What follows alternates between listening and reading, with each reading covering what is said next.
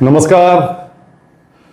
मराठी भाषा, मराठी संस्कृती, महाराष्ट्र धर्म अशा सगळ्या विषयांच्या बाबत उदासीन झालेल्या महाराष्ट्राला, केवळ मुंबईकर नव्हे तर महाराष्ट्राला खडबडून जागा करण्यासाठी रक्ताचं पाणी करत असलेले, प्रयत्नांची पराकाष्ठा करत असलेले प्राध्यापक दीपक पवार आज पहिल्यांदा आपल्या सोबतच. सर, स्वागत आपलं अभिव्यक्तीमध्ये. आणि हे असं अवघड असं शिवधनुष्य उचलण्याचं का तुम्ही मनावरती घेतलेलं आहे? असं काही ठरवून केलं नाही. 2002 साली अपघाताने मी या सगळ्या लढाईमध्ये, संघर्षामध्ये आलो. तेव्हा मराठीला माहिती तंत्रज्ञानाचा पर्याय महाराष्ट्र सरकारनं दिला होता आणि त्यावेळेला मराठीच्या प्राध्यापकांनी आंदोलनाला सुरुवात केली. मी काही मराठीचा प्राध्यापक नाही, मी राज्यशास्त्राचा प्राध्यापक आहे. मी योगायोगाने त्याच्यामध्ये आलो आणि मला असं जाणवलं की हे फार महत्त्वाचं काम आहे. त्या आंदोलनातले बाकीचे लोक पसार झाले, पण मी राहिलो त्याच्यामध्ये. मग त्यानंतर मराठी शाळा, न्यायालयांमधलं मराठी, संगणकावरचं मराठी, सरकारचा मराठी भाषेचा विभाग, तेव्हापासून ते हिंदी सक्तीला केलेला विरोध असं आम्ही करत राहिलो. त्याच्यामध्ये असे खूप टप्पे आले जेव्हा आम्हाला वाटलं की हे सोडून दिलं पाहिजे, की लोकांना हवं आहे का नको आहे. म्हणजे एखादा कार्यक्रम तुम्ही करायला घ्यावा आणि 50ची पण उपस्थिती कार्यक्रमाला नसावी, किंवा कार्यक्रम 4चा असेल तर 5-5:30पर्यंत माणसंच येऊ नयेत, किंवा अनेक ठिकाणी लोकांनी असं म्हणावं की बाबा तुमच्या कामाची आम्ही दखल घेत नाही, विशेषतः माध्यमांमध्ये, कारण तुमच्या कामाला ग्लॅमर नाही आहे. अशा अनेक प्रकारच्या प्रतिक्रिया आम्ही पाहिल्या. पण आमची एक छोटी 8-10 जणांची टीम होती. आम्ही फार टिकून राहिलो, म्हणजे चिकटून राहिलो एका अर्थाने, आणि प्रतिकूल परिस्थितीत लोकांकडनं पैसे गोळा केले. म्हणजे सगळी संस्था लोकवर्गणीतनं आम्ही उभी केली. आणि एक टप्पा असा आला की जेव्हा 2010मध्ये आम्ही मराठी भाषेचा विभाग स्थापन करून घेतला, बॅचलर ऑफ मास मीडियाचा अभ्यासक्रम करून घेतला, असे बारीक बारीक यशाचे टप्पे होते. मराठी शाळांना मान्यता मिळवून घेतल्या. पण आम्हाला असं जाणवत होतं की आपण एखादी फट बुजवण्याचा प्रयत्न करतोय आणि समोर मोठं भगदाड पडतंय. त्यामुळे एक 5-7 वर्ष मागली अशी गेली आमची, की आपण हरणारी लढाई लढतोय असं वाटलं. आणि अशी हरणारी लढाई की आपण ती हरतो आहोत हे व्यापक समाजाला माहीत पण नाही आहे. तर गेल्या 2 वर्ष, 1-1.5 वर्षामध्ये मला असं वाटतं की हिंदी सक्तीचा निर्णय सरकारने घेतला आणि त्याला आम्ही विरोध केला. तो विरोध ज्या वेळेला केला त्यावेळेला मुख्य धारेतली जी वर्तमानपत्रं होती किंवा वृत्तवाहिन्या होत्या, यांनी काही माहितीच्या पलीकडे फार सुरुवातीला केलं नाही. पण यूट्यूबर्सनी त्याला खूप तो विषय उचलून धरला आणि मला असं जाणवलं की एका अर्थाने आंदोलनाने कूस बदलली. मग लोकांना असं वाटायला लागलं की हे महत्त्वाचं आहे आणि हे ऐकलं पाहिजे, ह्याची दखल घेतली पाहिजे. त्यामुळे आत्ता असं मला वाटतंय की हे शिवधनुष्य एक 20-22 वर्ष आम्ही सगळे मिळून पेलतोय असं म्हटलं तर एक पहिल्या 15-20 वर्षामध्ये मधले काही अवकाश सोडले तर हे आमच्या अंगावरच कोसळेल असं आम्हाला वाटत होतं. आत्ता मात्र असं वाटतं की आपण एकटे नाही आहोत. आता लोक सोबत आहेत, लोकांची संख्या वाढते आणि आम्हाला असं दिसतं की आतापर्यंत 50च्या पुढच्या वयोगटातल्या लोकांना ह्याच्यामध्ये म्हणजे आवड होती म्हणा, किंवा ऐकायला सवड होती म्हणा. आता असं दिसतं की सोशल मीडियापासून प्रत्यक्ष कार्यक्रमापर्यंत ऐकायला येणाऱ्या लोकांच्यामध्ये 20पासून 35पर्यंतच्या लोकांचं प्रमाण वाढलं आहे. त्यामुळे आता जर तुम्ही त्याला शिवधनुष्य म्हणलात, म्हणजे म्हणायला पाहिजे, तर ते शिवधनुष्य पेळण्यासाठी सोबत थोडे लोक आहेत. त्यामुळे यश मिळेल का नाही मला माहिती नाही, पण अपयश शेअर करायला बऱ्यापैकी लोक असतील एवढी खात्री आहे. आणि बरोबरच आहे की हिंदी सक्तीचा निर्णय राज्याच्या मुख्यमंत्र्यांना वेगवेगळी कारणं देऊन स्थगित करायला लागला किंवा तो वारंवार पुढे ढकलायला लागतोय, हे यशच आहे आपल्या आंदोलनाचं, हे निश्चितपणे मानायला पाहिजे. ज्या पद्धतीचा सर महाराष्ट्र आपण आता पाहतोय, मागच्या काही दिवसांमध्ये तर विशेषतः सगळ्या गदारोळ आपण पाहतोय की या राज्याच्या विधानसभेतला एक आमदार कशा प्रकारे गोविंद पानसरेंविषयी किंवा त्या पुस्तकाविषयी भाष्य करतोय आणि त्याचं सुद्धा समर्थन करणारे लोक राज्यामध्ये दिसतात. काही ठिकाणी थोड्याफार संख्येने का होईना, परंतु त्याची बाजू घेणारे आणि आंदोलन करणारे लोक सुद्धा दिसतात. या परिस्थितीकडे कसं बघायला सर? एक काय माहिती आहे, आपल्याला एक महाराष्ट्रात म्हणण्याची सवय झाली आहे की आम्ही पुरोगामी आहोत, शिवशाहू फुले आंबेडकरांचा महाराष्ट्र आहे. तर हे एकदा तपासून पाहण्याची गरज आहे की म्हणजे शिवशाहू फुले आंबेडकरांचा, आगरकरांचा महाराष्ट्र आहे असं म्हणायला आपल्याला आवडतंय सवयीने, का प्रत्यक्ष आपल्या वर्तनामध्ये पण ह्यातलं काहीतरी आहे. आता संजय गायकवाडचं तुम्ही उदाहरण दिलं. हा माणूस ज्याने ते पुस्तक प्रकाशित केलं त्या प्रशांत आंबेला अत्यंत अर्वाच्य अशा प्रकारच्या शिव्या देतो. पण तो शिव्या देतो हे महत्त्वाचं नाही, त्याला लोक 2-2, 3-3 निवडून देतात. आणि निवडून दिल्यानंतर आत्ता हा प्रसंग घडल्यावर त्याने फार महान काम केलंय म्हणून त्याच्या फोटोला दुग्धाभिषेक करणारे लोक आहेत. म्हणजे आपला महाराष्ट्र हे सामूहिक मूर्खपणाच्या बेटांचा आगार झालेला आहे असं आपल्याला जाणवतं. म्हणजे संजय गायकवाड हे एक प्रकरण, अशोक खरात, रुपाली चाकणकर हे आणखी एखादं प्रकरण. या पद्धतीनं मागे आपण गेलो तर पार्थ पवारचा निष्पापपणे झालेला घोटाळा हे आणखी एखादं प्रकरण, किंवा मोहित कंबोजच्या घरी जाऊन केक खाणं हे आणखी एक प्रकरण. म्हणजे संस्कृती या शब्दाच्या व्याख्येबद्दल, संचित आणि वारसा या शब्दांच्या व्याख्येबद्दल आपला काहीतरी बेसिकमध्ये घोटाळा झालेला आहे. आणि त्याच्यामुळे टेक्निकली आपण महाराष्ट्र आहोत म्हणजे आपल्याला हे सांगायला आवडतं. म्हणजे तुम्ही आपल्या सरकारच्या योजनांची पण नावं बघा, महाअमुक, महातमुक असं सगळं आहे. पण हे सगळं महाअमुक, महातमुक आहे. याच्या खोलात तुम्ही गेलात तर खुजेपणा प्रचंड जाणवतो. आणि हा जो खुजेपणा आहे, राज्याला जेव्हा 50 वर्ष झाली त्यावेळेला सुहास पळशीकरांनी आखूड लोकांचा प्रदेश नावाचा एक लेख महाराष्ट्रावर लिहिला होता. म्हणजे माणसं सबंध देशातच आखूड किंवा पिगमी स्वरूपाची झाली आहेत, तशी ती महाराष्ट्रामध्ये पण झाली आहेत. महाराष्ट्रामध्ये एक बदल मला असा दिसतो की आखूड लोकांचं आपल्याला कौतुक वाटायला लागलेलं आहे, आखूड लोकांचा आपल्याला अभिमान वाटतो आहे. म्हणजे एखादा माणूस गोविंद पानसरे कसे गेले ते तुला माहीत आहे ना, तुझा पण पानसरे करू असं म्हटल्याबद्दल म्हणजे एक युनिव्हर्सल त्याच्या निषेधाची प्रतिक्रिया उमटायला पाहिजे. तर तशी प्रतिक्रिया कोल्हापुरात पण नाही उमटत. कोल्हापुरात पण असं म्हणणारे काही लोक आहेत की नाही पण त्या पुस्तकाचं नाव बदललं पाहिजे. म्हणजे शिवाजी महाराजांसारखा माणूस आपला मित्र आहे, आपला दोस्त आहे, आणि म्हणून शिवाजी कोण होता असं शीर्षक पानसरेंसारख्या कर्त्या सुधारकाला द्यावंसं वाटलं. हे ज्या राज्याला स्थापनेनंतर 65 वर्षांनी कळलेलं नाही आहे, त्या राज्याला प्रबोधनाची, परिवर्तनाची, विचारशीलतेची, चिकित्सेची, विवेकाची परंपरा आहे हे आपण इथे चिकटवल्याशिवाय कळण्याचीच शक्यता नाही आहे. म्हणजे समजा महाराज या काळामध्ये असते तर आपला समाज त्यांच्याशी कसा वागला असता. ते आता नाही आहेत, त्यांच्या मृत्यूलाही शेकडो वर्ष झाली. त्यामुळे आता पूर्वगौरवात रमणं आणि महाराजांबद्दल बरं बोलणं ठीक आहे, पण महाराजांनी ज्याप्रमाणे तिथल्या वतनदारांच्या गढ्या उद्ध्वस्त केल्या, त्या वतनदारांच्या गढ्या उद्ध्वस्त करून रयतेचं राज्य आणलं. असं रयतेचं राज्य आणणारा माणूस जर आत्ता आपल्याकडे असता तर आपल्याकडचे वतनदार त्याच्याशी कसं वागले असते. त्यामुळे आत्ता महाराष्ट्राची अवस्था बौद्धिक खुजेपणा, भावनिक उद्रेक सातत्यानं होणं. आणि नीरज हातेकरांनी जसा तुमच्याकडच्या मुलाखतीतही उल्लेख केला आहे, इंडी जर्नलला दिलेल्या मुलाखतीतही उल्लेख केला आहे, की महाराष्ट्राचा एक मोठा भाग असा आहे की ज्याच्यातलं दारिद्र्य हे उत्तर भारतातल्या अनेक दरिद्री राज्यांच्या पेक्षा जास्त आहे. म्हणजे असा एक आपण एक परिसर तयार करून घेतला आहे महाराष्ट्रामध्ये जिथे सर्व प्रकारचा झगमगाट आहे.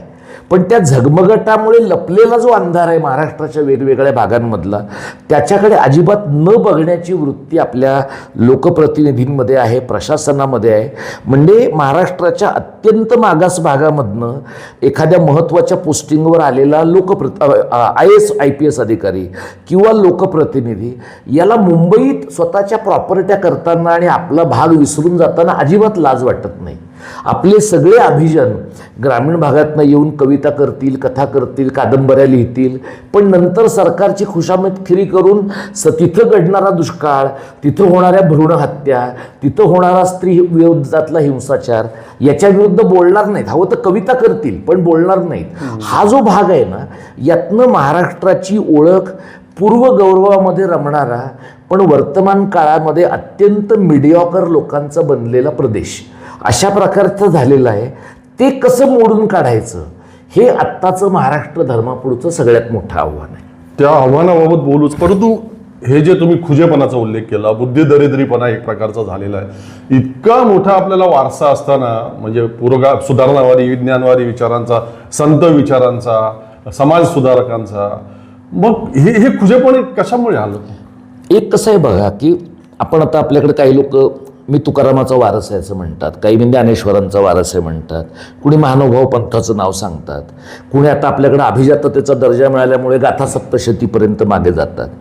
तुम्ही जर तुकाराम महाराजांचा वारसा सांगत असाल तर तुम्ही मंबाजी विरुद्ध भांडलं पाहिजे ना.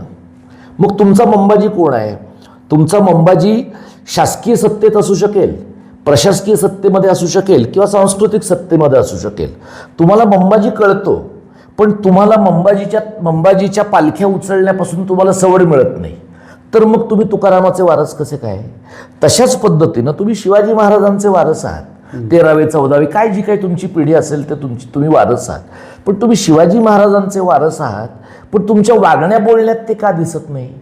म्हणजे लोकांच्या प्रती असलेली न्यायबुद्धी, समबुद्धी, स्त्रियांच्या बद्दल असलेला कमालीचा सहिष्णुता, आदरभाव, हे जर तुम्ही शिवाजी महाराजांचं नाव सांगून तुमच्यामध्ये दिसणार नसेल तर तुम्ही फक्त आडनाव शेअर करता ना त्यांच्याशी.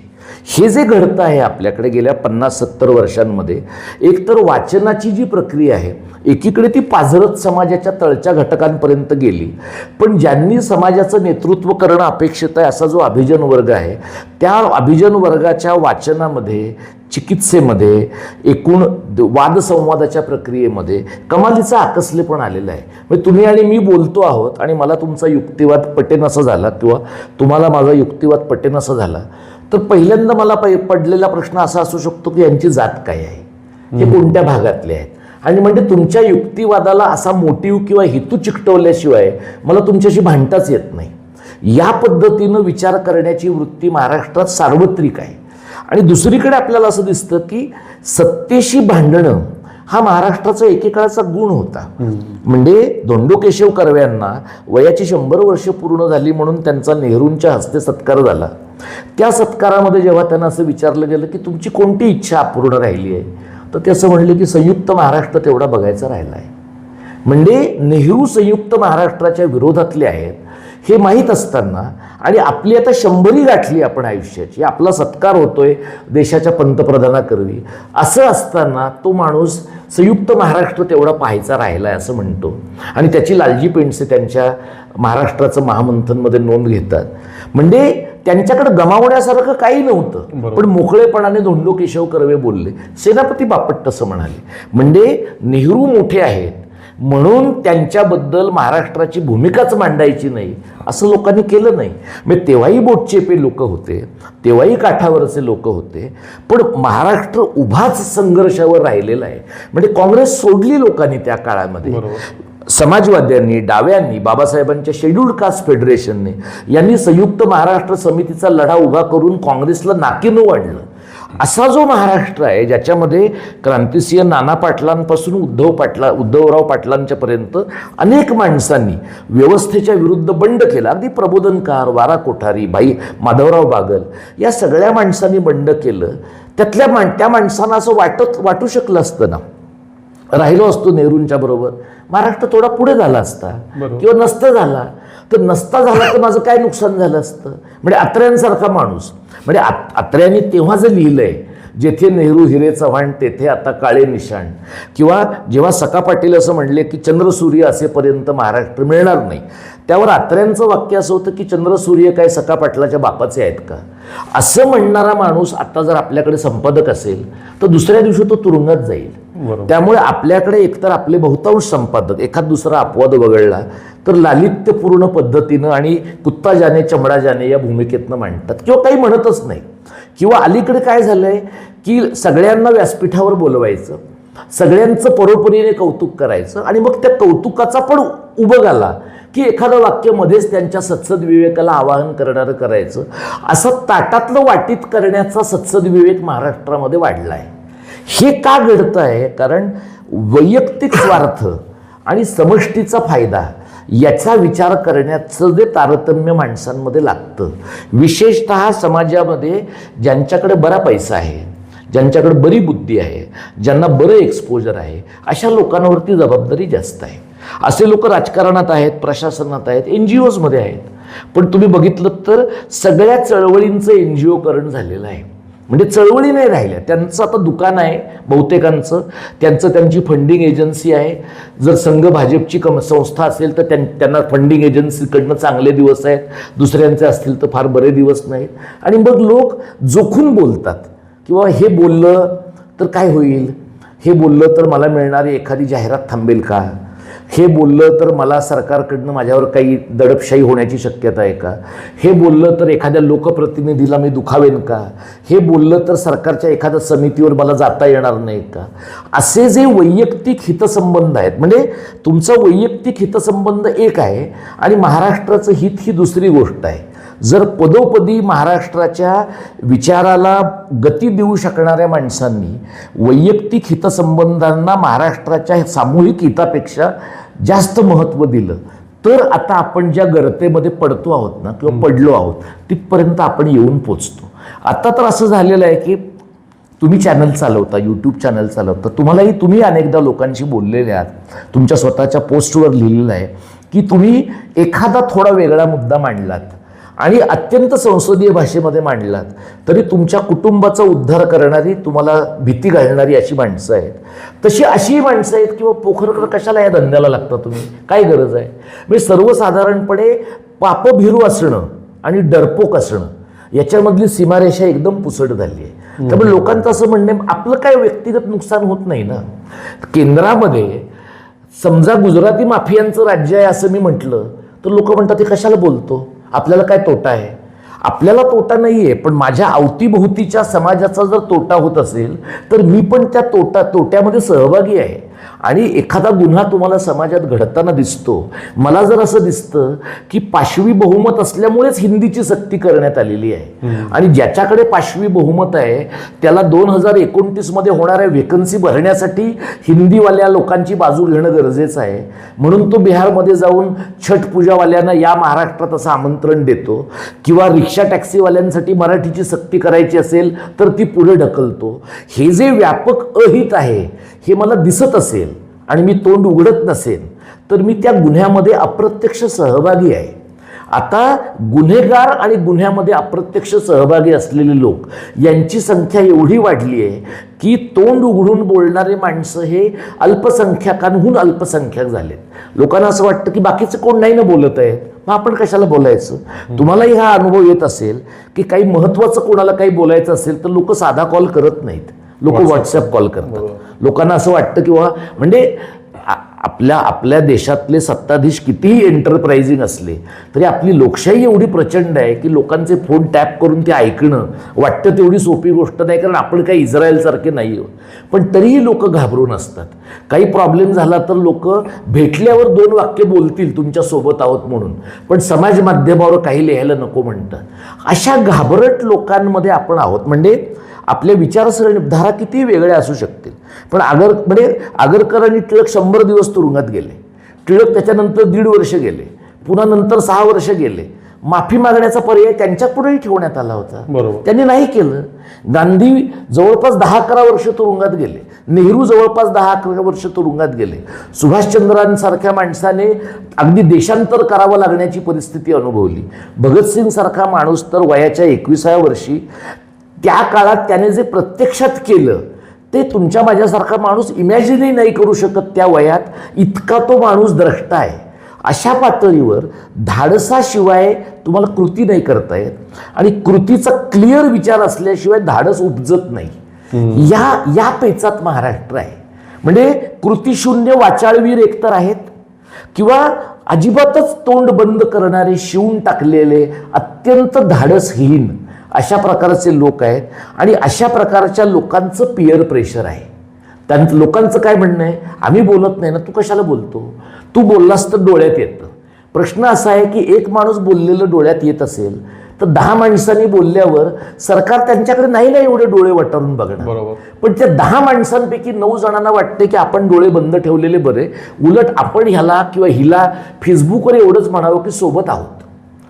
त्या सोबत असण्याला काहीच अर्थ नाही ना. ते जी व्हर्च्युअल सोबत आहे ना, अशा 100 जणांच्या व्हर्च्युअल सोबतीपेक्षा एका माणसाची तुम्हाला प्रॅक्टिकल सोबत जास्त गरज अशी नाही राहिली माणसं. म्हणजे टिळक जेव्हा तुरुंगात गेले तेव्हा मुंबईतल्या गिरणी कामगारांनी संप केला, पण मुंबईतला गिरणी कामगार मेला तेव्हा कोणी संप केला मला सांगा. 2.5 लाख गिरणी कामगारांचे आयुष्य उद्ध्वस्त झाले. मुंबईत त्यांच्यातल्या अनेकांना घरं मिळाली नाहीत. म्हणजे शेतकऱ्यांच्या आत्महत्यांची माहिती आहे आपल्याला. गिरणी कामगारांच्या किती बायकांनी आत्महत्या केल्या, किती गिरणी कामगारांनी आत्महत्या केल्या, किती जण गावाला जाऊन टाचा घासून मेले, काही डेटा नाही आपल्याकडे. आपल्याकडे डेटा काय आहे, कुठल्या गिरणीमध्ये कुठला मॉल आहे, कुठल्या गिरणीच्या परिसरामध्ये कोणाचे टॉवर्स आहेत. म्हणजे आपण लाभार्थींच्या पक्षात आहोत असं नाही, आपणच जणू काही व्हर्च्युअल लाभार्थी आहोत असं वाटण्याकडे समाजाचा कल आहे. त्या मॉल्समध्ये जाणारी जी काही जेनझी आहे किंवा अगदी 30, 40, 50ची पिढी आहे, या माणसांना काहीच वाटत नसेल का की ज्यांनी हे शहर उभं केलं अशा माणसांची आयुष्य इथं उद्ध्वस्त झाली आहेत आणि त्यांना सरकार सांगतं की वांगणीला जा, शेलूला जा, रायगडला जा, तिथं तुम्हाला घरं देतो, ती पण 250 स्क्वेअर फुटाची. म्हणजे ज्यांनी एखादा पक्ष फोडण्यासाठी गुवाहाटीपर्यंतचा प्रवास केला, त्यांना कॅश मिळावी म्हणून एखाद्या मोठ्या बिल्डरकडचे 30-35 कोटीचे फ्लॅट मिळाले. पण ज्यांनी शहर उभं करण्यासाठी रक्त आटवलं, ज्यांनी हे शहर मिळवण्यासाठी बलिदान दिलं, अशा माणसांना महाराष्ट्राने काय दिलंय? म्हणजे त्या पातळीवर हा पूर्वगौरवामध्ये रमलेला पण वर्तमानातला बऱ्यापैकी कृतज्ञ लोकांचा प्रदेश आहे. खरं आहे सर. आता तुम्ही संयुक्त महाराष्ट्राचा नेहरूंचा उल्लेख केला. प्रचंड मोठा संघर्ष आणि आपल्या 100हून अधिक लोकांचं बलिदान देऊन आपण मुंबई मिळवली, संयुक्त महाराष्ट्र मिळवला. आता आपण बघतो महाराष्ट्र किंवा देशभरातले सुजाण लोक जे आहेत, तो प्रकाश राज सारखा अभिनेता असेल त्याचं कौतुक करतात, तो ज्या पद्धतीने भूमिका मांडतो, किंवा स्टॅलिन सारखा मुख्यमंत्री असेल त्याचं कौतुक करतात की तो अतिशय कणखर भूमिका घेऊन त्याच्यावर ठाम राहतो. ममता बॅनर्जी ज्या पद्धतीने संघर्ष करतायत इतक्या मोठ्या बलाढ्य ताकदीशी, त्याचं लोक कौतुक करतात. मग महाराष्ट्राच्या नेतृत्वाचं असं इतकी अधोगती का झाली सगळ्या विरोधी नेतृत्वाची आत्ताच्या, की त्यांना अशा पद्धतीने आपण स्टॅलिन बनावं, ममता बॅनर्जी बनावं असं का वाटत नाही? एक काय माहित आहे, ज्या पद्धतीनं प्रादेशिकतावादाची विचारसरणी विकसित झाली आहे तमिळनाडूमध्ये, किंवा ममता बॅनर्जींनी प्रयत्नपूर्वक ती पश्चिम बंगालमध्ये केलेली आहे. तमिळनाडूमध्ये त्यांनी ब्राह्मणेतरांच्या विकासाशी, न्यायाशी हे सगळं अभिन्नपणाने जोडलं. आपल्याकडे बाळासाहेब ठाकरे संयुक्त महाराष्ट्राचा लढा जेव्हा झाला ना, त्यावेळेच्या चर्चेमध्ये कॉम्रेड चितळेंनी असं एकदा म्हटलेलं आहे की राज्य मिळतंय पण आपल्या पोरांना नोकऱ्या कुठे आहेत. पण त्यानंतर संयुक्त महाराष्ट्र समिती फुटली. त्यात त्यांची चूक आहेच, पण आपण ज्याला यशवंतरावांचं बेरजेचं राजकारण म्हणतो ना, ते संयुक्त महाराष्ट्र समितीच्या वजाबाकीचं राजकारण पण आहे. ज्यांनी राज्य मिळवण्यासाठी संघर्ष केला ते लोक राज्य मिळाल्यानंतर अजिबात एकत्र राहू नयेत याची पुरेपूर काळजी चव्हाण साहेबांच्या नेतृत्वाखालच्या काँग्रेसनं घेतलेली आहे. आता राजकारणामध्ये ज्याच्या हाती ससा तो पारधी ही भूमिका आहे, पण तो देशातला पहिला बिगर काँग्रेस अलायन्स आहे, कम्युनिस्टांच्या पण अगोदरचा आणि उत्तर भारतातल्या पण अगोदरचा, पण तो टिकला नाही, ते सत्तेत आले नाही. बाळासाहेबांनी ज्या वेळेला शिवसेना सुरू केली त्यावेळेला नोकऱ्यांचा विचार केला, पण तुम्ही पहा की त्या संपूर्ण बाळासाहेबांच्या शिवसेनेच्या विचारविश्वामध्ये मराठी शाळा हा प्रश्न नाही आहे. म्हणजे मराठी शाळा, मराठी भाषा आणि मराठी माणूस हे एकमेकांशी अभिन्नपणे जोडलेले 3 घटक आहेत. याची वैचारिक स्पष्टता जर नेतृत्वाला नसेल तर ती शिवसैनिकाला येण्याची काही शक्यता नाही. त्यामुळे महानगरपालिका शिवसेनेकडं 25-30 वर्ष आहे, पण महानगरपालिकेचं व्हर्च्युअल ऑनलाईन जे कामकाज आहे ते सुद्धा पूर्णपणे मराठीमध्ये नाही आहे. महानगरपालिका शिवसेनेकडे आहे, पण मराठी माध्यमाच्या शाळा बंद पडल्या, किंबहुना आदित्य ठाकरेच्या मुंबई पब्लिक स्कूलच्या प्रयोगामुळे होत्या त्या मराठी शाळा पण बंद पडण्याची परिस्थिती निर्माण झाली. हे का तसं मनसेचं पण झालं. मनसेला मला असं वाटतं की बाळासाहेबांच्या पेक्षा थोडी अधिक स्पष्टता होती, त्यांच्या ब्लूप्रिंटमध्ये दिसते, त्यांच्या घटनेत दिसते. पण धरसोडीचं राजकारण आणि राजकारणाच्या बरोबर तुम्ही जे इतर व्यवसाय करता त्यातून तुमच्या मनामध्ये निर्माण होणारी असुरक्षितता, यातनं तुमचे पाय डगमगायला लागले ना की मग तुमचं राजकारण कच्चं आणि नेभळट होतं. एखादाच संजय राऊत सारखा माणूस की जो असं म्हणतो की तुरुंगात जाईन पण पक्ष सोडणार नाही. बाकी मला तुम्ही सांगा की राज ठाकरेंसारख्या माणसाने EVMचा प्रश्न 2017 साली घेतला. त्या प्रश्नावर जर ते ठाम राहिले असते आणि आपले विरोधक ठाम राहिले असते तर आज महाराष्ट्रामध्ये EVMचा प्रश्न तडीला जाण्या इतपत परिस्थिती आली असते. पण त्यांनी ते सोडलं कारण ईडीची धाड आली. नंतर अजित पवारांनी ते सगळं सोडलं आणि ते विकासाच्या नादी लागले आणि पुन्हा इथूनच गेले. शिंदेनी पण तेच केलं. त्यामुळे आपल्या लोकांचं जे राजकारण आहे ना, आणि आता तुम्ही उद्धव ठाकरेंच्या पण ज्या काही हालचाली आपण पाहतो, पवारांच्या दोन्ही गटांच्या ज्या काही हालचाली पाहतो, म्हणजे सगळ्यांनाच भाजपच्या मांडीवर जाऊन बसायचं आहे, सगळ्यांनाच विकास करायचा आहे. म्हणजे आत्ताच्या घडीला महाराष्ट्रामध्ये काँग्रेस हा एकमेव असा पक्ष दिसतो सध्या की ज्याला भाजपबरोबर जायचं नाही आहे. म्हणजे काँग्रेसमध्ये भाजपबरोबर जाऊ इच्छिणारे लोक आहेत, पण त्या पक्षाला भाजपबरोबर जायचं नाही आहे. त्यामुळे आपल्याकडे 2 राष्ट्रीय पक्षच अस्तित्वात आहेत. प्रादेशिक पक्षांनी प्रादेशिकतावादाचं, मराठीकरणाचं, महाराष्ट्र धर्माचं राजकारण करण्यासाठी तुमच्या विचारसरणीमध्ये शहराला काय लागेल, गावाला काय लागेल, आदिवासी भागांना काय लागेल, याचा एक कॉम्पोजिट विचार लागतो. असा विचार आपल्याकडे नाही आहे. म्हणजे सेनेनं केला नाही, मनसेनं केला नाही, दोन्ही राष्ट्रवादींनी केला नाही, आणि आता दोन्ही राष्ट्रवादी जवळपास नामशेष होण्याची शक्यता आहे. अजित पवारांची राष्ट्रवादी सत्ता आहे तोपर्यंत राहील, पवारसाहेबांची राष्ट्रवादी साहेब आहेत तोपर्यंत राहील. आता या दोन्ही ज्या सेना आहेत, या दोन्ही सेनांचं आज मराठी आहे, उद्या हिंदू आहे, उद्या मराठी आहे, परवा हिंदू आहे, असं 2 दगडांवर पाय ठेवून राजकारण चाललंय. जिथे जिथे प्रादेशिकतावादाचं राजकारण यशस्वी झालेलं आहे त्या लोकांनी धर्माच्या राजकारणाला आव्हान दिलेलं आहे.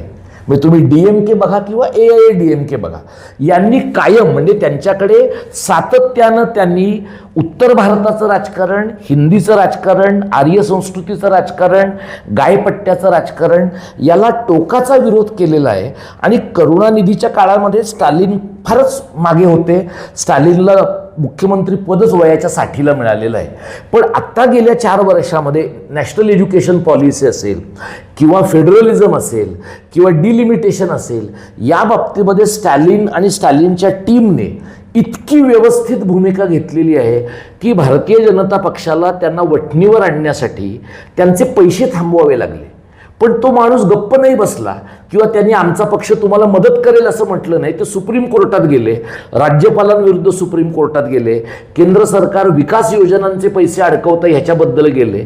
म्हणजे महाराष्ट्र आणि तमिळनाडू, महाराष्ट्र आणि पश्चिम बंगाल याच्यातला जो बेसिक फरक आहे ना, तो भाषिक समाजाच्या एकजीवतेचा आणि भाषिक समाजाच्या स्वाभिमानाचा आहे.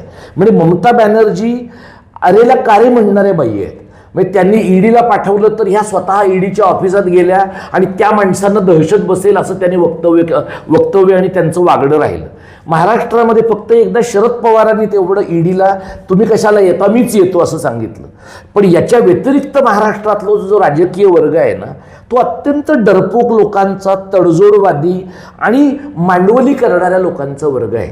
तुम्हाला जर मराठीकरण उभं करायचं, महाराष्ट्र धर्माचं राजकारण उभं करायचं, सांस्कृतिक अशा प्रकारचा अवकाश विकसित करायचा, तर तुम्हाला भारतीय जनता पक्षाच्या, संघ भाजपच्या हिंदी, हिंदू, हिंदुस्तानच्या कथनाच्या विरुद्ध उभंच राहिलं पाहिजे. हे जे कथन आहे ते काय आहे की हे कथन महाराष्ट्रामध्ये फक्त मराठी हिंदूंचा विचार करतं. मराठी मुसलमान आहे, मराठी ख्रिश्चन आहे, मराठी बौद्ध आहे, गावगाड्यातला मराठी जैन आहे, या सगळ्यांना म्हणजे मराठी भाषा बोलणाऱ्या सर्व जाती धर्माच्या माणसांना सोबत घेणं हे महाराष्ट्र धर्माचं जर पायाभूत तत्व असेल तर ते हिंदुत्वाला छेद देणार आहे. आणि त्यामुळे आत्ता महाराष्ट्रात परिस्थिती अशी आहे की गायपट्ट्यातलं हिंदुत्व त्यांनी आपल्याकडे आउटसोर्स केलंय. म्हणून आपल्याकडल्या दहीहंडीमध्ये पण भारत का बच्चा बच्चा जय श्रीराम गायेगा हे गाणं होतं. आपल्याकडचे सगळे सण हे गायपट्ट्यातल्या सणांच्या सारखे बिभत्स झालेले आहेत. म्हणजे आपल्याकडे लावणी होती, पण आपल्याकडच्या लावणीमध्ये काही अपवाद वगळता एक प्रकारची सौजन्यशीलता होती. आता तुम्ही जर पाहिलं तर दहीहंडीमध्ये अगदी नाचणाऱ्या बाईच्या अंगावर रंग ओतायचे, इतर काही पाणी ओतायचं, अशा प्रकारची जी एक प्रकारची व्हल्गॅरिटी उत्तर भारतामध्ये आहे ती महाराष्ट्राने पूर्णतः आपलीशी केली आहे. आपले कीर्तनकार सुद्धा बघा, ज्यांच्याबद्दल तुम्ही आता गेल्या काही दिवसांमध्ये बोललेले आहात, म्हणजे आपले कीर्तनकार हे हातात चिपळ्या घेणारे गुंडच आहेत. यांचं तुम्ही वागणं जर बघितलं तर मग मी बघतच असतो, मी ह्याला सोडतच नसतो, या पद्धतीनं बोलणारे लोक आहेत. म्हणजे पुरोगामी परंपरेचा आणि खऱ्या अर्थानं ज्ञानेश्वर तुकारामाचा वारसा सांगणारे हे लोक आहेत का हिंदुत्वाचा मथितार्थ कीर्तनाचा प्लॅटफॉर्म वापरून सांगणारे लोक आहेत? हे जे पेनिट्रेशन आहे ना, हे पेनिट्रेशन गेल्या 10 वर्षात झालं आहे. म्हणजे तुम्ही अनेक कीर्तनकारांना मिळणारे पैसे बघा राजकीय पक्षांच्याकडनं, त्यांना मिळणाऱ्या येणाऱ्या गाड्या आणि इतर सगळ्या सोयी बघा.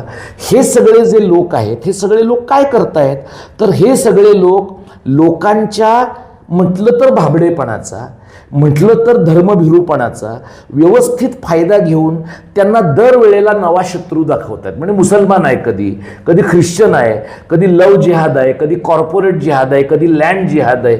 असं करून माणसं गुंतून राहिली ना की मग शेतीला पाणी पुरतंय का नाही, सोयाबीनला दर मिळतोय का नाही, शक्तीपीठ मार्गात आपली जमीन फुकटात घेतली जाते का, पालघर जिल्ह्यामध्ये तिसऱ्या चौथ्या मुंबईची गरज आहे का, वाढवण बंदर आणि मुरबे बंदराची गरज आहे का, अटल सेतू संपतो तिथे अंबानीची जमीन कशी सुरू होते, उलव्याला झालेल्या नव्या एअरपोर्ट नंतर T1 बंद झालं तर त्या जमिनीवर अदानी काय करणार आहे, धारावीच्या जागेमध्ये होणारा प्रचंड आर्थिक व्यवहार त्याचे नेमके लाभार्थी कोण आहेत, हे जे गाभ्याचे प्रश्न आहेत, हे गाभ्याचे प्रश्न न विचारावं लोकांनी तशी व्यवस्था करावी किंवा त्यांना विचारावे असे वाटू नयेत अशी धर्माची टेक्नॉलॉजी युक्त अफू देण्याचं काम या लोकांनी दिलंय.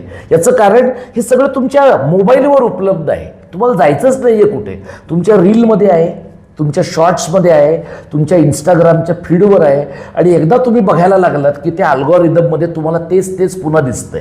म्हणजे तुम्हाला अभिव्यक्ती पुन्हा पुन्हा दिसेल याची खात्री नाहीये, तुम्हाला राजू परुळेकर पुन्हा पुन्हा दिसेल याची खात्री नाहीये, तुम्हाला प्रथमेश पाटील किंवा मुक्ता कदम किंवा वैभव छाया दिसेल याची खात्री नाहीये, पण तुम्हाला संग्राम भंडारे पुन्हा पुन्हा दिसण्याची खात्री आहे. म्हणजे हे जे कल्चरल माफियोसी आहेत, या कल्चरल माफियोसींना तंत्रज्ञानाच्या अल्गोरिदमचा पण उपयोग होतो आणि त्यामुळे लोकांच्या मनामध्ये एक प्रकारचा भयगंड तयार झाला आहे.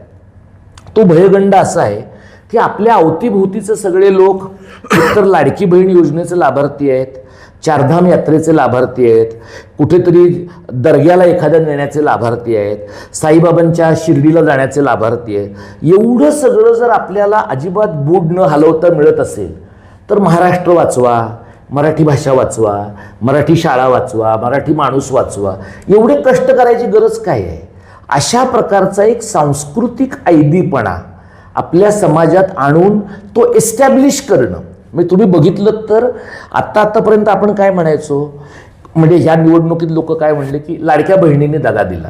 पण लाडक्या बहिणींनी दगा देण्याच्या अगोदर लाडके भाऊ धाब्यावर जाऊन दारू पित होते ना, धाब्यावर जाऊन मटण खात होते. पण पुरुष ते करत होते आणि तेवढ्या काळात ते घरच्या पैशाने दारू पित नव्हते, घरच्या पैशाने मटण खात नव्हते. याच्यामुळे लोकांना असं वाटायचं हा पुरुष आहेत ना, ते करतीलच. बायांच्या नावाने सरकारने व्यवस्थित त्यांची दुखरी नस दाबून 1,500 रुपये महिन्याला आणि पुढच्या महिन्याचे पण ॲडव्हान्स त्यांना निवडणुकीच्या तोंडावर देऊन टाकले. त्यामुळे बायकांना पण एक प्रकारच्या खोट्या स्वातंत्र्याचा आभास तयार झाला. हे जे स्वातंत्र्य, त्यातनं कोणी सोनं घेतलं असेल, कुणी काही घरात भांडी कुंडी घेतली असतील, कुणी साड्या घेतल्या असतील, पण नवऱ्याला, बापाला, भावाला, मुलाला न विचारता आपण डायरेक्ट एवढी रक्कम खर्च करू शकतो, या प्रकारचा आत्मविश्वास जेव्हा एखाद्या स्त्रीला एखादं सरकार बिन मागता देतं, तेव्हा लोक असं विचार करतात की राज्य गाळात जाणार आहे का, राज्य पुन्हा आर्थिक कर्जात जाणार आहे का, आपला अर्थसंकल्प कोसळणार आहे का. हा विचार 14 कोटी लोकांमध्ये मीच करायला पाहिजे असं कुठं आहे, सगळ्यांनी केला पाहिजे. म्हणजे सगळ्यांनी हा विचार केला नसल्यामुळे मी पण, म्हणजे मी सर्वसामान्य माणूस म्हणून ती जबाबदारी टाळली आहे. त्यामुळे एका व्यापक पातळीवर तुम्हाला असं दिसतं की कमालीचा व्यापक सामाजिक सांस्कृतिक निरक्षर असा समाज महाराष्ट्रात घडतो आहे. म्हणजे तो रोज तुम्हाला सकाळी व्हॉट्सॲपला दिसतो.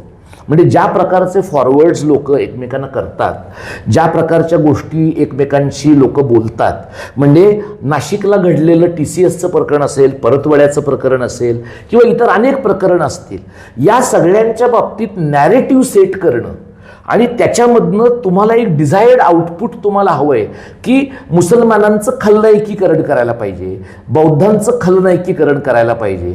आणि त्याच्यासाठी रोज सकाळी प्रत्येकाला एक कॅसेट दिलेली आहे, रोज सकाळी प्रत्येकाला स्क्रिप्ट दिली आहे आणि माध्यमांचे मालक आणि संपादक हेच यांच्या पेरोलवर असल्यामुळे तुम्हाला काउंटर नॅरेटिव्ह जे द्यायचं आहे ते काउंटर नॅरेटिव्ह असं एखाद्या ताटात कोपऱ्यामध्ये लोणचं ठेवावं, त्या पद्धतीने काउंटर नॅरेटिव्ह आहे. त्यामुळे आपल्याला जेव्हा वाटतं की म्हणजे मला जेव्हा वाटतं किंवा रवींद्र पोखरकरांनी माझी पोस्ट वाचली किंवा माझं एखादं म्हणणं ऐकलं आणि त्यांनी त्यांच्याकडे शेअर केलं, तेव्हा माझे आणि रवींद्र पोखरकरांचे मित्र आणि चाहते सारखेच आहेत. एक मोठा वर्ग असा आहे की ज्याला वाटतं की हे दोघेही मूर्ख आहेत आणि ह्या दोघांचाही वेळ जात नाहीये. आणि हा समाजाचा जो मोठा वर्ग आहे ना, त्या समाजावर या दुसऱ्या तथाकथित स्वातंत्र्याची वशीकरण मात्रा लागू पडली आहे. यातनं कसं बाहेर पडायचं, ते बाहेर पडल्याशिवाय ना मला असं दिसतं की आपली सुटका नाही. म्हणजे बाहेर तर पडावंच लागणार आहे. तेच म्हणजे मग ही अशी इतक्या सगळ्या प्रकारचं अधपतन झालेलं आहे, नेतृत्वाचं झालंय, राजकारणाचं झालेलं आहे, सामाजिकदृष्ट्या झालेलं आहे, आध्यात्मिक धार्मिकदृष्ट्या झालेलं आहे. काय म्हणजे याला सोल्युशन कसं काढायचं? मला काय दिसतं माहिती आहे का की आपल्याकडे 19व्या शतकामध्ये बोलके सुधारक, करते सुधारक असे वर्ग होते. पण कोण पुढे आलं साधारणपणे की ज्यांनी कामं पण केली आणि विचार पण केला. संयुक्त महाराष्ट्राच्या स्थापनेनंतर आपल्याला असं दिसतं की एक बोलणारा वर्ग आहे, एक कामं करणारा वर्ग आहे. कामं करणाऱ्या वर्गांचं एक साधारण म्हणणं असतं की आम्ही माणसं वाचतो, आम्ही काय सगळी प्रत्यक्षात फील्डमध्ये जातो, आमच्याकडे एक एम्पिरिकल अनुभव आहे. विचार करणाऱ्या माणसांचं म्हणणं काय की आम्ही जगभरचं आंतरविद्याशाखीय ज्ञान घेतो, आम्ही चिकित्सा करतो, आम्ही थिओरायझिंग करतो. ह्या दोन्हींचा बऱ्याच ठिकाणी मेळ बसत नाही. आणि त्याच्यामुळे विचार करणाऱ्या माणसांना असं वाटतं की कामं करणाऱ्या माणसांचा वकूफ कमी आणि ते कम अस्सल आहेत. आणि कामं करणाऱ्या माणसांना असं वाटतं की हे बैठे आहेत, आयव्हरी टॉवर्स आहेत. महाराष्ट्राला या पेचातनं जर बाहेर काढायचं तर विचार करणाऱ्या माणसांनी कृती पण केली पाहिजे. आणि कृती करणाऱ्या माणसांचा जो विचार आहे तो अत्यंत सघन असेल, सबस्टँटिव्ह असेल, यासाठी त्यांना जाणीवपूर्वक प्रयत्न करायला पाहिजेत. म्हणजे साधं बघा तुम्ही की ज्याला मी मराठी कारण किंवा महाराष्ट्र धर्म म्हणतो, तर लोक मला असं विचारतात की महाराष्ट्र धर्म आणि हिंदुत्वाचं राजकारण याच्यात तू फरक कसा करतो. तर मला असं वाटतं की महाराष्ट्र धर्माच्या राजकारणामध्ये या राज्यामधला प्रत्येक भाषा बोलणारा, प्रत्येक जाती धर्माचा मराठी बोलणारा माणूस, त्याचा वर्ग काही असो, तो धनदांडगा असेल किंवा वंचित असेल, तो सगळा त्याची एक व्यापक मराठी ओळख आहे. आणि त्याच्याकडे जो जो संचिताचा वारसा आहे तो सगळा महाराष्ट्राचा एकत्रित वारसा आहे. म्हणजे हे वर्जनवादी नाही आहे. म्हणजे पुढं जर जायचं झालं ना तर आपल्याला वर्जनवाद का टाळला पाहिजे. आणि हा जो वर्जनवाद आहे, जो हिंदुत्वाच्या कथनामधनं निर्माण झाला आहे, तो या स्वरूपाचा आहे की या देशावर जन्माने हिंदू असलेल्या मंडळींचा अधिकार आहे. बाकीच्या कोणत्याही प्रकारच्या नॅरेटिव्हला त्याच्यामध्ये स्थान नाही. आणि लोकशाही व्यवस्था आहे तशीच्या तशी ठेवून आतून ती पोखरून टाकून आपल्याला हिंदू राष्ट्र उभं करता येणं शक्य आहे असं मानणाऱ्या लोकांचे विरोधक हे महाराष्ट्र धर्माचे पाईक आहेत. त्यामुळे महाराष्ट्र धर्माच्या पद्धतीनं पुढे जर जायचं तर आत्ता जे आपल्याकडे भाषेच्या बद्दल विचार करणारे आहेत, मराठी माणसाच्या बद्दल विचार करणारे आहेत, मराठी संस्कृतीच्या बद्दल विचार करणारे आहेत, या सगळ्यांचा मेळ घालण्याचा काहीतरी रचनात्मक आणि संघर्षात्मक असा एकत्रित मार्ग असला पाहिजे. आपल्याकडे गेल्या 25-30 वर्षामध्ये विशेषतः चळवळींच्या NGO करणानंतर लोकांचं असं म्हणणं पडायला लागलं की आपण काम करूया, पण राजकीय नको करूया. तर मुळामध्ये अराजकीय असं काही नाही आहे. म्हणजे ही मुलाखत आता जी तुम्ही घेताय ती राजकीय कृती आहे. कारण या मुलाखतीसाठी तुम्ही मला निवडलं आणि मला तुमच्याशी गप्पा माराव्याशा वाटतात. हा इसेन्शियली राजकीय चॉईस आहे. कारण आपल्या दोघांच्या विचार करण्याच्या पद्धतीमध्ये आपल्याला परस्परांशी जुळणाऱ्या काही गोष्टी दिसतात. आणि त्यामुळे आपल्याला असं वाटतं की आपण कदाचित कॉमन प्लॅटफॉर्म शेअर करू शकतो. त्यामुळे महाराष्ट्र धर्माचा एकत्रित विचार करणं आणि आत्ताची जी महाराष्ट्राची सीमारेषा आहे, या महाराष्ट्राच्या सीमारेषेचा केवळ भौगोलिक विचार न करता मानवीय विचार करणं. आणि तो मानवीय या अंगाने की पालघरमध्ये राहणारा आदिवासी जितका मराठी आहे, गडचिरोलीच्या दुर्गम भागामध्ये जिथे तुमची कनेक्टिव्हिटी पण नाही तिथला त्या खाण भागातला आदिवासी जेवढा मराठी आहे, तितकाच दक्षिण मुंबईतला एखादा चाळीत राहणारा किंवा तिथल्या एखाद्या हाय राईजमध्ये राहणारा मराठी माणूस पण मराठी आहे.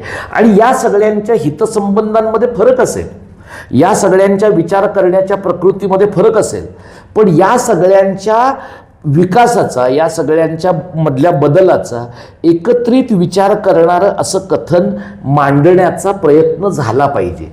तसं जर झालं नाही तर काय होतं की म्हणजे आता आपल्याकडे जी बायनरी आहे, किंवा तुम्ही पुरोगामी आहात किंवा तुम्ही प्रतिगामी आहात, किंवा म्हणजे मी जेव्हा बोलतो आणि मी कामगारांच्या बद्दलचं म्हणणं मांडतो तेव्हा मला काही लोक म्हणतात तू मराठीवादी आहेस का डावा आहेस आम्हाला कळत नाही. तर माझं असं म्हणणं आहे की संयुक्त महाराष्ट्राच्या लढ्यामधले लोक म्हणजे SM असतील, डांगे असतील, हे डावे मराठीवादी होते. मी मराठीवादी पण डाव्या अंगाने विचार करणार आहे. म्हणजे माझ्या लेखी कामगारांचा प्रश्न महत्त्वाचा आहे, पण मी जगातल्या कामगारांनो एक व्हा असं म्हणत नाही. माझ्या लेखी महाराष्ट्र हे माझं युनिव्हर्स आहे, त्यामुळे मी महाराष्ट्रातल्या कामगारांनो एक व्हा असं म्हणतो. महाराष्ट्रातल्या सर्व जातीय, सर्व धर्मीय कामगारांनो एक व्हा असं म्हणतो. आणि या माणसांचे हितसंबंध आणि महाराष्ट्राच्या बाहेरनं येणाऱ्या माणसांचे हितसंबंध याच्यामध्ये जेव्हा फरक निर्माण होतो तेव्हा काय निवड करायची हे मी माझ्यापुरतं ठरवलेलं आहे. तर या दिशेनं जर पुढे जायचं तर महाराष्ट्राचं होणारं द्विभाजन किंवा त्रिभाजन टाळणं, म्हणजे MMRचं वेगळं राज्य होण्याची शक्यता गृहीत धरणं, विदर्भाचं वेगळं राज्य होण्याची शक्यता गृहीत धरणं, उर्वरित महाराष्ट्राचं वेगळं राज्य होईल याची शक्यता गृहीत धरणं आणि त्याला टोकदार विरोध करणं. आणि दुसरं म्हणजे परिसीमनासारख्या प्रश्नापासून ते इतर अनेक मार्गांपर्यंत इन्फ्रास्ट्रक्चरचा विकास म्हणजे महाराष्ट्राचा विकास, हे जे भांडवल केंद्री नॅरेटिव्ह महाराष्ट्राला विकण्यात आलेलं आहे ते अगदी जुनं आहे. म्हणजे मुंबईचं शांघाय करू, अमुक करू, तमुक करू, इथपासून ते मुंबईचं काहीच करणार नाही, मुंबईच्या 4 मुंबई करू, मुंबईतच 4 आणखी धरणं बांधू, मुंबईतच आणखी 4 बंदरं करू आणि त्याला महाराष्ट्रापासून पूर्णतः आतून तोडून टाकू, पोखरून टाकू, याला विरोध करणं आणि या संघर्षामध्ये रस्त्यावर उतरणं. रस्त्यावर न उतरता आत्ता तुम्हाला जो पेच दिसतो आहे त्या पेचातनं नाही बाहेर पडतायत. म्हणजे तुम्ही सुरुवातीला संजय गायकवाडचा उल्लेख केलात, तर त्याने जे काही केलं त्याच्या बदल्यामध्ये बुलढाण्यात जाऊन काल लोकांनी आंदोलनं केली. आपले पोलीस इतके महान आहेत की ज्यांनी आंदोलनं केली त्यांनाच त्यांनी अटक केली. अजित नवलेंना, प्रशांत आंबीला त्यांनी अटक केली. म्हणजे पोलीस किमान एवढं तर करू शकतात, किंवा तुम्ही त्याच्या घरात नका शिरू, तुम्ही इथं बसून आंदोलन करा, हे लोकशाहीवादी आहे. म्हणजे त्या दरम्यानच्या एवढ्या मधल्या 4 दिवसामध्ये त्याला साध्या त्याच्या पक्षाच्या प्रमुखाने कानपिचक्या पण दिल्या नाहीये की तू मूर्ख आहेस, हे तू कसं बोलू शकतोस, किंवा राज्याच्या मुख्यमंत्र्यांनी अशा प्रकारचा मूर्खपणा आम्ही सहन करणार नाही असंही म्हटलेलं नाही. पण हे ते का म्हणणार नाहीत बघा. पानसरे ज्या वेळेला गेले त्यावेळेला विधिमंडळामध्ये त्यांना श्रद्धांजली व्हावी अशी चर्चा झाली होती. त्यावेळेला आत्ता जे आपले मुख्यमंत्री आहेत तेच तेव्हा माझ्या माहितीप्रमाणे विरोधी पक्षनेते होते आणि त्यांचं असं म्हणणं होतं की अशी श्रद्धांजली कशी वाहणार आपण, कारण ते विधिमंडळाचे सदस्य नाही आहेत. आता पुलं पण नव्हते विधिमंडळाचे सदस्य, बाळासाहेब ठाकरे पण नव्हते, त्यांना वाहिली होती. पण पानसरेंना का नाही व्हायची, कारण पानसरे तुम्हाला खुपणाऱ्या विचारांचे आहेत. पानसरेंचा विचार तुम्हाला खुपला असेल, पण पानसरेंनी महाराष्ट्रामध्ये विचार करणाऱ्या कामगारांच्या आयुष्याला आकार दिला, त्यांच्या स्वाभिमानाला एक प्रकारचा आशय दिला, हे तुम्हाला मान्य करायला पाहिजे की नाही. आपली 75 जेव्हा किंवा 70 मला वाटतं पानसरेंची झाली त्यावेळेला लोक त्यांना थैली देऊ इच्छित होते, तेव्हा पानसरे असं म्हणले की चळवळीचा आढावा घेणाऱ्या पुस्तकांची मालिका आपण केली पाहिजे. म्हणजे महाराष्ट्राची लुप्त होणारी जी ज्ञानाची परंपरा आहे तिचा दिवा तेवता ठेवण्याचा ज्या माणसाने प्रयत्न केला त्याला नुसती किमान श्रद्धांजली वाहण्याचे कष्ट ज्यांनी घेतलेले नाहीत, ते उलट अशा माणसाला कुणाच्याकडनं का होईना शिव्या तर पडल्या, याच्याबद्दल आनंदित झाले नसतील का असा मला प्रश्न पडतो. आता आपले लोक काय म्हणतात, आता आपण पुस्तकाचं वाचन करू, 10,000 प्रती संपल्या, 1,00,000 प्रती संपल्या. 10,000 प्रती संपणं, 1,00,000 प्रती संपणं, शेवटी कोण वाचतंय मला तुम्ही सांगा. असाच वर्ग वाचतो आहे की ज्याला पानसरे अण्णा माहिती होते, वाचल्या किती प्रती गेल्या पाहिजेत, काही लाख प्रती गेल्या पाहिजेत, काही कोटी प्रती गेल्या पाहिजेत. आणि आपल्या व्यवस्थेनं असं म्हटलं पाहिजे, सरकारनंच म्हटलं पाहिजे की शिवाजी कोण होता हे सरकारचं प्रॉडक्ट आहे. तुम्ही बाबासाहेबांचं पुस्तक प्रसिद्ध केलं की नाही, riddles of Ram and Krishna, त्याच्यावर जेव्हा वाद झाला तेव्हा सरकारनं एकाच वाक्याचं फक्त त्याच्या खाली डिस्क्लेमर दिला की या पुस्तकातल्या मताशी आम्ही सहमत असू. तसं नाही, शिवाजी कोण होता हे पुस्तक सरकारनं प्रसिद्ध करायला काय प्रॉब्लेम आहे? तुम्हाला शिवाजी महाराज कोण होते असं म्हणावंसं वाटत असेल, पण शिवाजी कोण होता असं म्हणणारे पानसरे अण्णा हे काही शेवटचे आणि पहिले गृहस्थ आहेत का? राजवाडीने म्हटलंय, शेजवलकरांनी म्हटलंय, पारसनिसांनी म्हटलंय, गजानन भास्कर मेहेंदळेंनी म्हटलंय. एखादाच बाबासाहेब पुरंदरांच्या सारखा भाषेचा रोमॅन्टिक अलंकारिक वापर करणारा माणूस तो नसेल म्हणाला. पण इतिहासकार वर्षानुवर्ष शतकानुशतक एखाद्या महान राजाच्या बद्दल राणीच्या बद्दल असंच बोलत आलेले आहेत. त्यात अवमान नाही, त्यात आपलेपण आहे. हा जो आपलेपण आहे ना, हा कळणं आणि आपल्याच लोकांनी ह्याला विरोध करण्याच्या ऐवजी काउंटर नॅरेटिव्ह रस्त्यावरचं कसं उभं राहील, म्हणजे असं काउंटर नॅरेटिव्ह उभं राहील का की केवळ पानसरे अण्णांचा अपमान झाल्याबद्दल पुढच्या निवडणुकीत हा गायकवाड पडला पाहिजे. म्हणजे गायकवाड सारखा व्हल्गर, म्हणजे जो माणूस टॉवेल लावून त्या कॅन्टीन मधल्या माणसाला मारतो, म्हणजे पानसरे अण्णांच्या बद्दल बोलणं त्याचं चूकच आहे, पण त्या कॅन्टीन मधल्या माणसाला असं तुडवून काढणं आणि बाकीच्या माणसांनी शूट करणं आणि बघत राहणं हे सुद्धा हिंस्त्र आणि अमानुष आहे. असं करणारा माणूस पुढच्या निवडणुकीत बेदम आपटला तर त्या बुलढाणा शहरातल्या मतदारांना अक्कल आहे असं त्याचा अर्थ होईल. आणि असंच नाही, फक्त तो नाही, तिथे सिंधुदुर्गात असं बोलणारा माणूस आहे तोही पडला पाहिजे. जिथं जिथं सुसंस्कृततेचा वारसा टाकून बोलणारे लोक आहेत त्यांना निवडणुकांमध्ये नेस्तनाबूत करणं, हवं तर त्यांचे पैसे घेऊन त्यांना नेस्तनाबूत करणं, म्हणजे लगेच काही आपले लोक संत सज्जन होतील असं नाही, पण त्यांचे पैसे घेऊन त्यांना नेस्तनाबूत करणं, तसं झालं ना तर विधिमंडळात जाणाऱ्या, संसदेत जाणाऱ्या लोकांची परत सुधारेल. संसदेत जाणारे, विधिमंडळात जाणारे लोक गावगुंड आहेत बहुतांश, आणि सर्वसामान्य माणूस मात्र सज्जनपणाची अपेक्षा बाळगतो. हे कसं शक्य आहे? त्यामुळे तुम्हाला पोत जर बदलायचा तर राजकीय व्यवस्थेचा बदलला पाहिजे. प्रशासकांचं तुम्ही बघा, प्रशासक, मी 2-2.5 वर्ष शासनात काम केलं, त्यामुळे प्रशासकांसारखा हुजरेगिरी करणं, लाळघोटेपणा करणं, खुशामतगिरी करणं आणि एकदा का लोकप्रतिनिधीची किंवा मंत्र्याची पाठ फिरली की आपली दुकानं चालवणं, हे इतकं सहजासहजी घडणाऱ्या गोष्टी आहेत की त्यातून जसे लोकप्रतिनिधी आपल्याकडचे करप्ट आहेत त्याच्याही पेक्षा सस्टेन्ड करप्शन आपल्याकडे प्रशासनात आहे. हे कसं बदलणार? प्रशासनातलं करप्शन, मास्तरांमधलं करप्शन, वकिलांमधलं करप्शन, लेखकांमधलं करप्शन, म्हणजे खोट्या पुस्तकांना, चुकीच्या पुस्तकांना दिले जाणारे पुरस्कार, दिली जाणारी पारितोषिकं, ही जी स्खलनशीलता आणि भ्रष्टता आहे ना, ही त्या ठिकाणी चॅलेंज होणं, तिला आव्हान मिळणं, हा बदलाचा मार्ग आहे. पण ह्या बदलाच्या मार्गासाठी ना पोखरकर सर किंमत द्यावी लागते. आता असं झालेलं आहे की कोणाला किंमतच नाही द्यायची. लोकांना असं वाटतं की किंमत दुसऱ्या कोणीतरी दिली पाहिजे आणि ती किंमत आहे ती देऊन परस्पर एक असा हेल्दी समाज आपल्याला कोणीतरी निर्माण करून दिला तर हवा आहे. नाही दिला तर जसं बाहेर आता फार उकडतंय पण आपण एसीत बसलेलो आहोत त्यामुळे आपल्याला बाहेरच्या उकडण्याचा इमिजिएट त्रास होत नाही, तसंच सगळ्यांनी स्वतःचं एक असा कोश तयार केलाय की बाहेर सगळं जग कोसळून पडलं तरी चालेल, माझं बरं चाललंय ना, असा विचार करणाऱ्या लोकांच्या प्रदेशाला महाराष्ट्र म्हणणं हा प्रॉब्लेम आहे. हे सगळ्या अडचणी सर बरोबर आहेत, या सगळ्या समस्या आहेत आणि मोठ्या प्रमाणात त्या सगळ्या वाढलेल्या आहेत, प्रचंड त्रासदायक सगळं झालेलं आहे.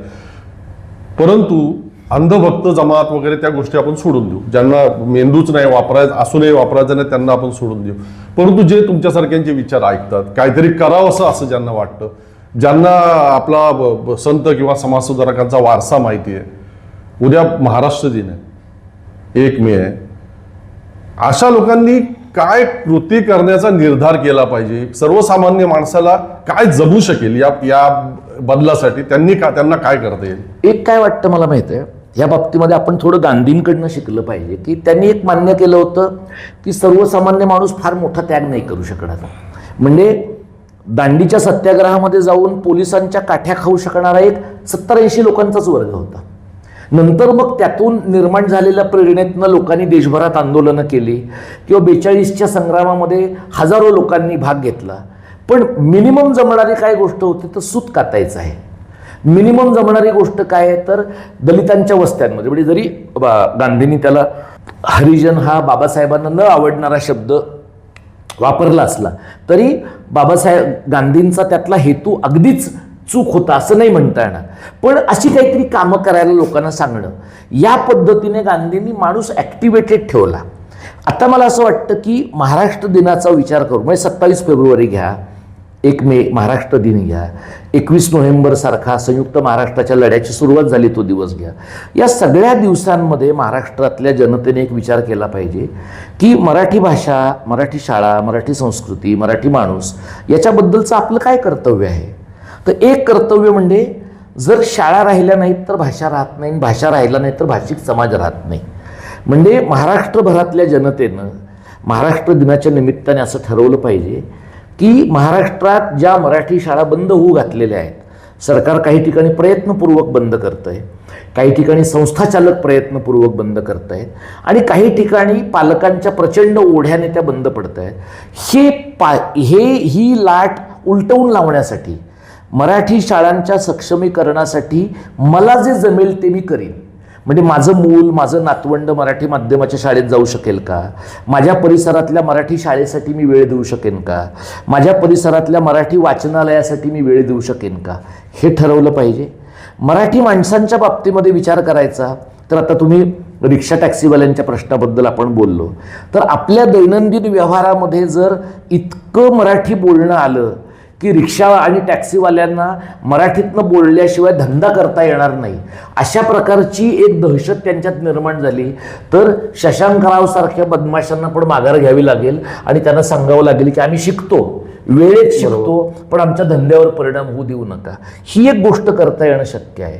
मराठी माणसाची जी रोजगार करण्याची क्षमता आहे, भांडवल निर्माण करण्याची क्षमता आहे, देशात आणि देशाच्या बाहेरसुद्धा अशा प्रकारचं भांडवल उभं करण्यासाठी लागणारे कष्ट जे काही मराठी माणूस करतो आहे, या बाबतीमध्ये मला असं वाटतं की महाराष्ट्रातल्या सर्व राजकीय पक्षांनी हे ठरवलं पाहिजे की जे लोक आत्ताच्या घडीला आपले वैयक्तिक हितसंबंध जपण्यासाठी एखाद्या कृपाशंकर सिंगला कोकणामध्ये जमीन घेऊन देतात, एखाद्या मोहित कंबोजला रिडेव्हलपमेंटची कंत्राटे मिळवून देतात, एखाद्या लोढाला बोट ठेवील तिथले प्लॉट मिळतात, एखाद्या अदानीला धारावी सगळी अक्षरशः त्याचं आंदण असल्यासारखी मिळते, त्या सगळ्या राजकीय पक्षांच्या लोकांनी लक्षात ठेवलं पाहिजे की आता ते अमराठी लोक बाकीच्या पक्षामधल्या लोकांच्या अंगावर जाणार आहेत. थोड्या दिवसांनी ते पाशवी बहुमतवाल्या मराठी लोकांच्या पक्षात पण जाणार आहेत आणि त्यांना संपवणार आहेत. त्यामुळे हे भाकीत लक्षात घेऊन सर्व पक्षीय मराठी माणसांनी अमराठी लोकांचा धोका, गुजर मारवाड्यांचा एक प्रकारचा आणि उत्तर भारतीयांचा दुसऱ्या प्रकारचा, या धोक्यातला फरक नीट लक्षात घेऊन त्याच्यासाठी पक्षातीत अशा प्रकारची एक आघाडी तातडीने उभी करण्याची गरज आहे. कदाचित हे संयुक्त महाराष्ट्राच्या दुसऱ्या लढ्याची सुरुवात आहे. म्हणजे ज्या पद्धतीनं संयुक्त महाराष्ट्र समिती हा ब्रॉड ऑल पार्टी अलायन्स होता, तशा प्रकारचा ब्रॉड ऑल पार्टी महाराष्ट्र धर्मावर आधारित अलायन्स उभा करणं ही राजकीय वर्गाची अत्यंत मोठी जबाबदारी आहे. अभिजनांची जबाबदारी अशी आहे की अभिजनांनी हे ठरवलं पाहिजे की तुमच्या कथा, कविता, कादंबऱ्यांना पुरस्कार मिळतात, शासनाचं मिळतात, बाहेरचं मिळतात, म्हणून मराठीचं बरं चाललं आहे असं तुम्ही लोकांना सांगणार आहात का? आमची 1000ची प्रत संपायला 10 वर्ष लागली, 1000ची आवृत्ती संपायला 15 वर्ष लागली, हे सत्य तुम्ही मान्य करणार आहात. आणि तुमची भाषा जर मल्याळममध्ये 10-20 हजाराची एखादी आवृत्ती निघू शकते, हिंदीत प्रचंड मोठ्या प्रमाणात पुस्तकं जाऊ शकतात, तर मराठीतली कोंडी कशी फुटेल याचा विचार लोकांनी केला पाहिजे. मराठी कलावंतांनी हे पाहिलं पाहिजे की राज्याचा मुख्यमंत्री कोणी असला तरी त्याच्या घरी चहा पानाला जाऊन लोक तुमचे सिनेमा बघायला येणार नाहीत, किंवा त्यांचे पैसे, त्यांची बेनामी मालमत्ता भांडवल म्हणून घेऊन त्यांच्या एखाद्या गुरुवरचा सिनेमा काढला म्हणून तुम्हाला ऑस्कर मिळणार नाही. बरा सिनेमा काढण्यासाठी बरा सिनेमाच काढला पाहिजे, मग तो नेटफ्लिक्सवर जाईल, प्राईमवर जाईल, आणखी OTTवर जाईल किंवा थिएटरला लागेल. त्यामुळे आपल्या भाषेची गुणवत्ता सर्वदूर वाढवण्यासाठी जो काही कसदारपणा दाखवावा लागेल तो समाजाच्या सगळ्या घटकांनी दाखवण्याची गरज आहे. मला असं वाटतं की महाराष्ट्राची राष्ट्रीय ओळख निर्माण करणं, आता आपल्याकडे असा शब्द वापरला की लोकांना वाटतं मग काय भारतात तुम्ही राहणार नाही का, मग तुम्ही काय फितूर आहात का, तुम्ही फुटीरतावादी आहात का? तर मुळातच भारत हे बहुराष्ट्रीय एकक आहे. जसं युनायटेड स्टेट्स ऑफ अमेरिका आहे तसंच हे युनायटेड स्टेट्स ऑफ इंडिया आहे. तिथं राज्य आधी एकत्र आली आणि मग देश बनला. आपला देश आधी स्वतंत्र झाला आणि भाषावार प्रांतरचना नंतर झाली. पण महाराष्ट्र ही नॅशनॅलिटी आहे, तमिळनाडू ही नॅशनॅलिटी आहे. तमिळनाडू तर एकेकाळी द्रविडस्थान मागत होतं. आसाम सुद्धा अहोम डायनेस्टीसाठी स्वतंत्र देश मागत होतं. लोक काय एकत्र राहिले? कारण कोऑपरेटिव्ह फेडरलिझममधनं सगळ्यांचंच हित होईल आणि सर्व राष्ट्रीयत्वांचं संरक्षण होईल आणि मग आपली संसाधनं नीट वापरता येतील असं त्यांना वाटतं आहे.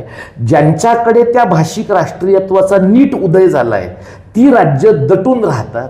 आपल्याकडे झाला नाही.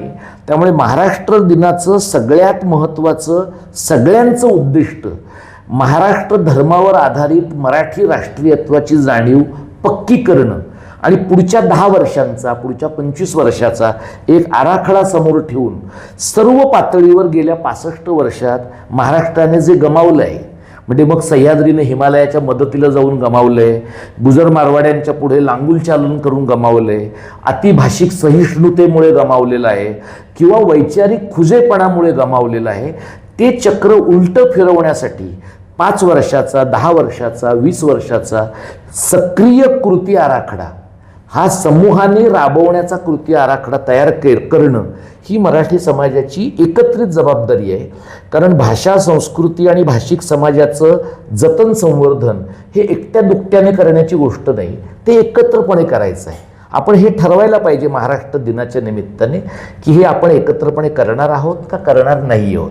तसं जर आपण नाही ठरवलं ना तर मग व्हॉट्सॲपवर आपण महाराष्ट्र दिन आहे का दिन आहे अशा प्रकारचे पानसट विनोद करत राहतो. त्या पानसट विनोदांच्या पलीकडे जाऊन सक्रिय, रचनात्मक आणि निर्णायक कृती जी महाराष्ट्र धर्माकडे आणि मराठी राष्ट्रीयत्वाकडे नेईल त्या कृतीच्या दिशेनं जाणं ही महाराष्ट्र धर्म साजरा करण्याची सर्वात किमान गोष्ट आहे असं मला वाटतं. बघा, मराठी माणूस आणि महाराष्ट्रापुढं आव्हानं काय आहेत, ती कशामुळे निर्माण झाली, प्रश्न कशामुळे निर्माण झाले याची चर्चा करूनच आम्ही थांबलेलो नाही. तर सरांनी या परिस्थितीला उत्तर काय, सोल्युशन काय, पर्याय काय ते सुद्धा आपल्याला सांगितलेले आहेत. महाराष्ट्र दिनाच्या निमित्तानं गांभीर्यानं या सगळ्याचा विचार करा, चिंतन करा आणि त्यानुसार कृती करायला तयार व्हा, इतकीच माझी विनंती राहील. सर, फार फार धन्यवाद. धन्यवाद.